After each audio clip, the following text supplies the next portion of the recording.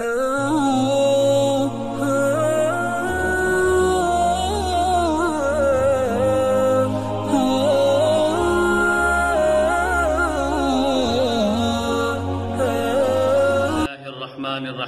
السلام علیکم ورحمۃ اللہ وبرکاتہ۔ رمضان المبارک کا مہینہ قریب ہے۔ رمضان المبارک کی تیاری کیسے کریں؟ عزیزان محترم، رمضان المبارک سے گھبرانا نہیں ہے کہ روزے رکھنے پڑیں گے۔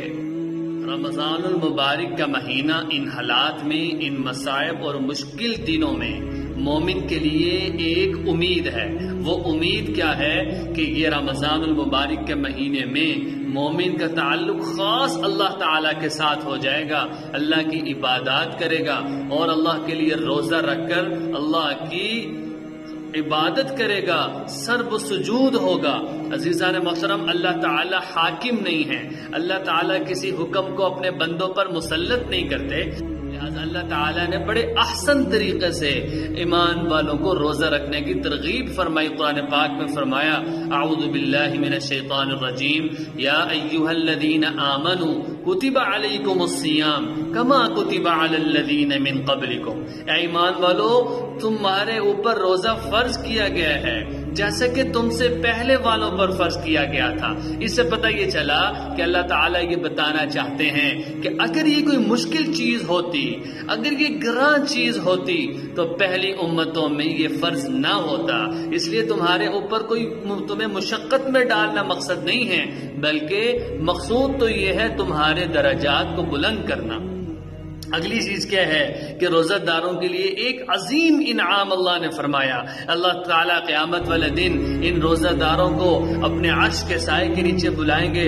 اللہ فرمائیں گے، آج کے دن تم میرے مہمان ہو، کیونکہ تم نے اپنا پیٹ جلایا تھا، تم نے بھوک اور پیاس میرے لیے برداشت کی تھی، آج عرش کے سائے کے نیچے آ جاؤ، آج تم میرے مہمان ہوگے۔ اور فرمایا کہ جو عرش کے سائے کے نیچے ہوگا اس کا حساب نہیں ہوگا، اور جس کا حساب ہوگا وہ عرش کے سائے کے نیچے نہیں ہوگا۔